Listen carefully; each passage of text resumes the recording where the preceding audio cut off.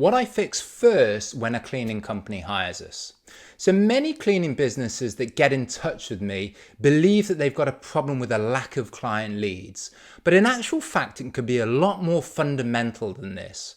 So when I first start working with a client, I will go into their business to check these three key fundamental points.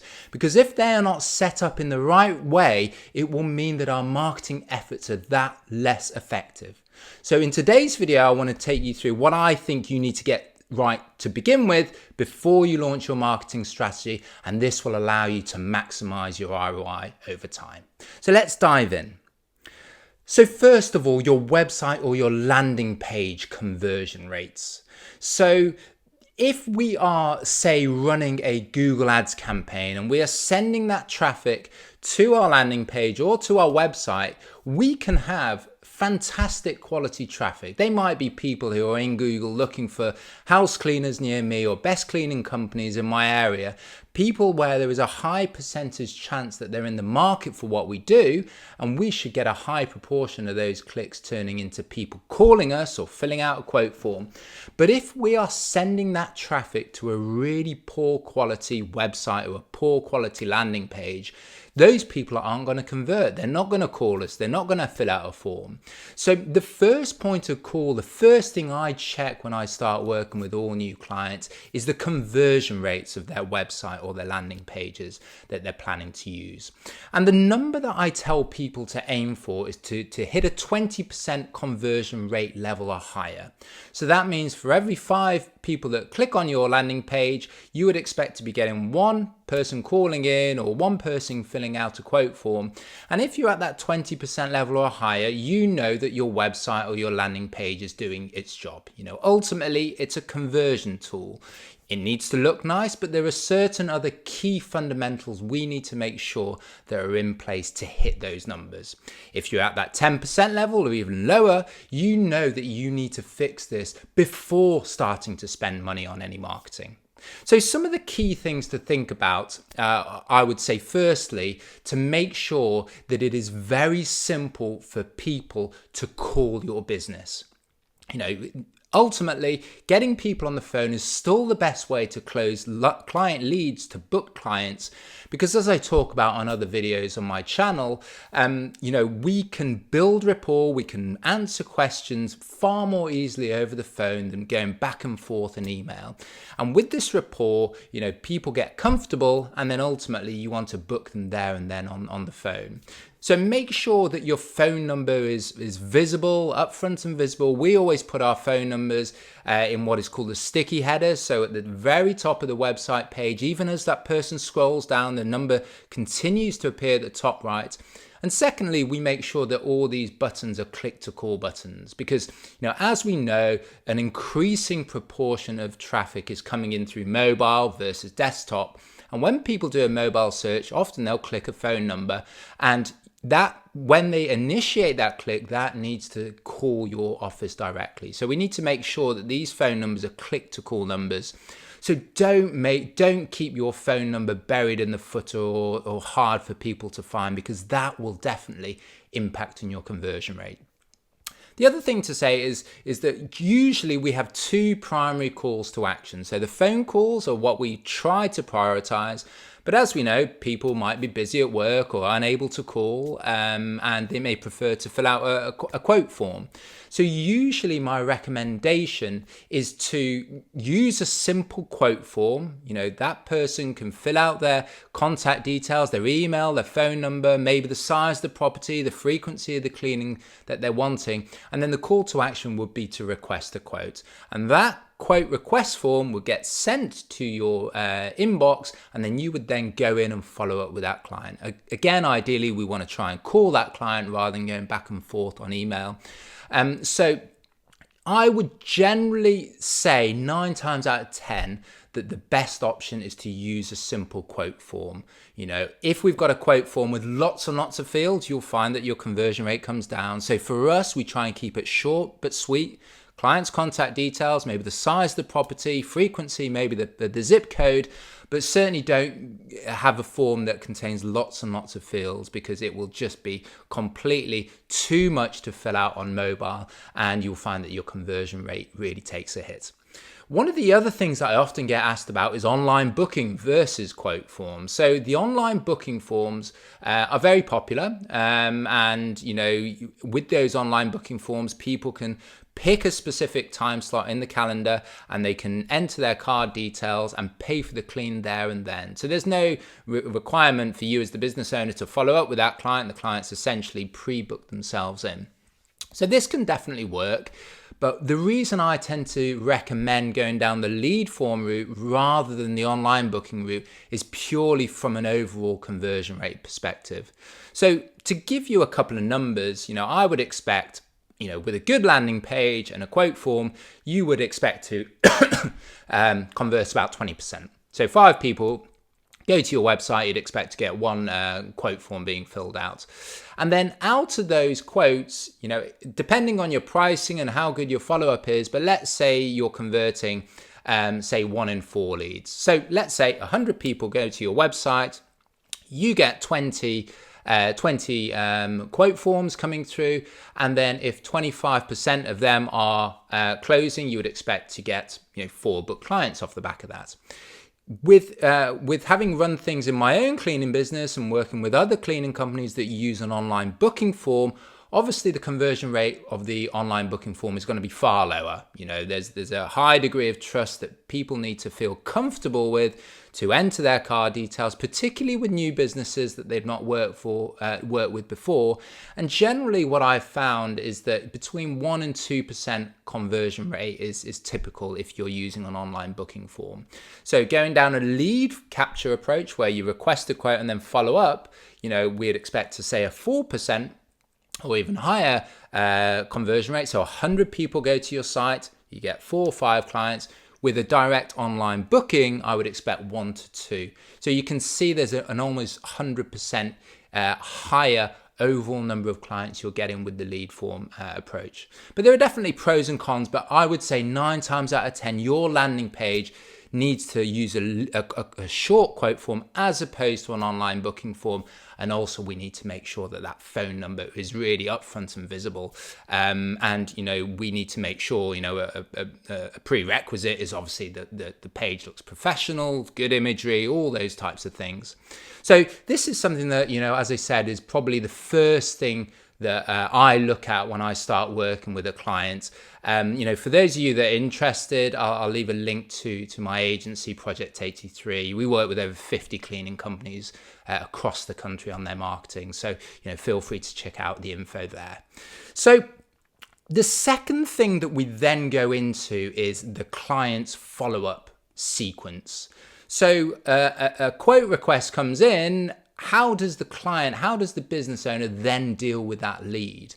So as I said, if we are assuming that there are 2 main calls to action, we've got the inbound phone calls where clients are calling us directly, and then we've got people who are filling out a quote form, and that quote form is getting sent to our inbox. Let's deal with the phone call first of all. So a very obvious thing to say is that if we are missing inbound calls, this is an absolute no-go. Getting people on the phone is always going to be the best way to close these client leads to booked clients. So if we are finding with our, once we've set up all the call tracking the campaigns, that many of these calls are being missed, it doesn't matter how good the source of those, clicks are. Are we getting in front of the right searches? We might be getting great searches. The landing page is doing its job. It's converting at 20%, but then the lead comes in and someone tries to call. The client's not picking up the phone. So we need to make sure that this follow-up sequence is set up correctly in order to ultimately book as many clients from our marketing efforts as possible. So, we need to make sure firstly that all the calls are being answered. If you're the business owner taking all these calls, obviously how many you're missing.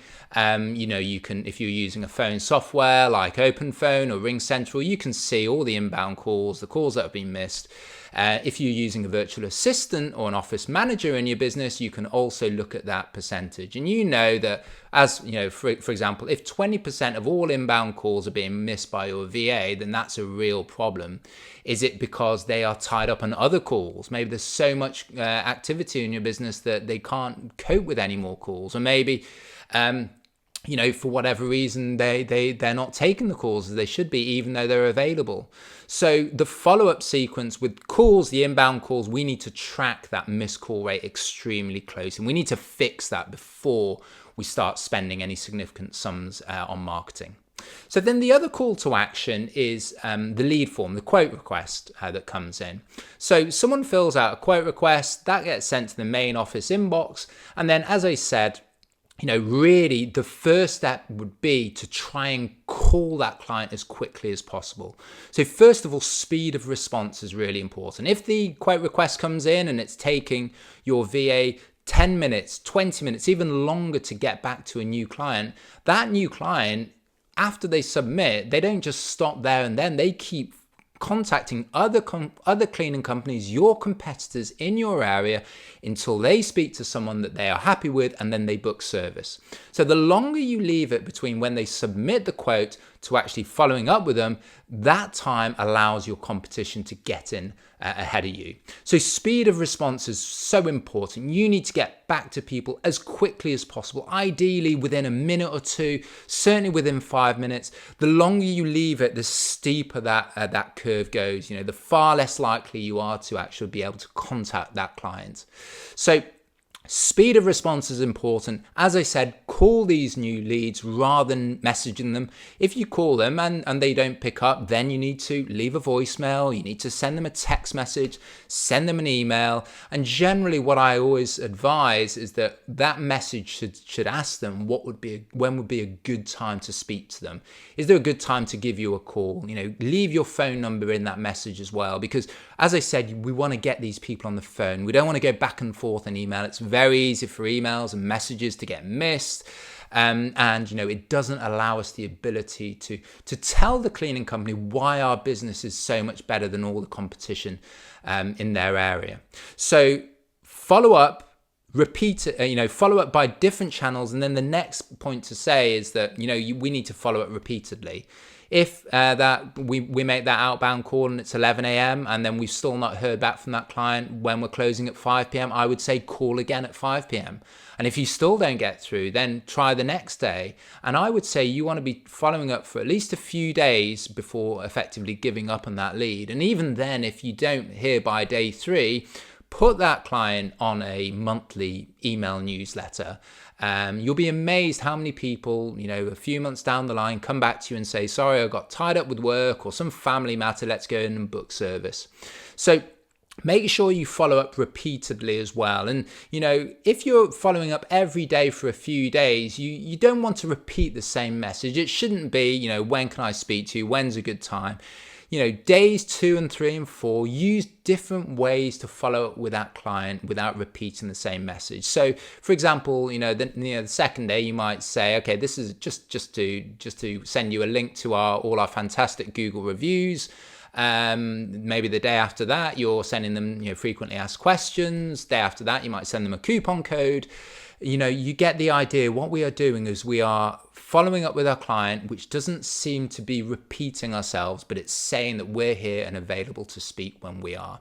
So speed of response, following up by different channels, your phone, email, text message, voicemail, and also following up repeatedly. We need to make sure that the follow-up sequence is correctly set up before spending significant sums on our marketing. And really, we should be aiming to close between 20 and 40% of all leads to booked clients. Obviously, if your pricing is lower, you're going to be up towards the top end. If your follow-up is better, you're going to be up to the top end. The other thing to say would be, if you're closing 50% or more of your leads, fantastic. But I would argue that is probably a good time to test the higher pricing as well. So I think that 20 to 40% is a real sweet spot. We need to make sure that the business is closing that percentage of leads before really thinking about throwing significant funds on marketing. And then the third fix, or the third thing we look at, is the key performance indicators, the KPIs. So as we know, in the cleaning industry, there are lots of different clients that we can serve. We've got your residentials, we've got your office cleaning, we've got, your one-off clients who might just want to, say, a one-off clean of their home, or a deep clean. We're maybe working with a construction clean and a post-construction cleaning. But really, as I talk about in my other videos, I think the best way to scale your business in this industry is by focus on your recurring clients. Those clients getting you to clean every week or every 2 weeks or every month, consistently paying you money into your account every month. And the reason why the recurring clients is an important or a critical part of our key performance indicators is that we need to know that the value of one new recurring client isn't just the revenue or the profit that they deliver on that first clean. It's that profit times all the number of cleans that we would expect them to pay us over the course of the lifetime that they're with the business. And this is where the lifetime value, the LTV metric, is so important. So, for those of you that have been in business for a few years, you should have a pretty good idea of the average duration of a typical recurring client. I would say, really, if you're running a good cleaning business, a good quality cleaning business, clients are happy, you've got good reviews, an average recurring client should stay with you certainly longer than 12 months, probably more towards 18 months, 2 years. I've got some clients where clients stay with them for average 5 years plus, which is incredible. So the reason why the LTV number is so important is because when we are running marketing, it only makes sense to run a marketing campaign if we are getting a really good positive ROI. So the ROI is the return on investment. That is your lifetime value. So this would be all the revenue that client brings you over the course of the lifetime, that 12, 18 months. I would then take away what you would typically pay away for your cleaning staff. Usually it'd be around that 50% level. So 50% of that revenue would be what I would call gross profit. So you want to take that gross profit lifetime number and divide it by the cost to acquire that recurring client. So let's say you put $1,000 into Google Ads and you got 4 recurring clients. That would be a $250 acquisition cost. And, if we have a client who is paying us, say, $150 every 2 weeks and they stay with us for a year, we're paying 50% away. That'll be around $3,000 plus, in terms of gross profit lifetime value. So that $3,000 divided by the $250 would be what your, return on investment would look like. So, before we launch a marketing campaign and really think about the how much we're going to spend, we need to make sure that we are very clear with the metrics that we're tracking. So these are the 3 key fixes we need to get right at the beginning. Then it's a case of finding which are the most effective marketing channels, throwing fuel in the fire. And this is what I want to talk about in the next video. The top marketing channels that I think cleaning businesses need to focus on in 2026. So it'll give you a great overview on what I think are the most effective channels and where you should spend your time and money. So I'll see you on the next one.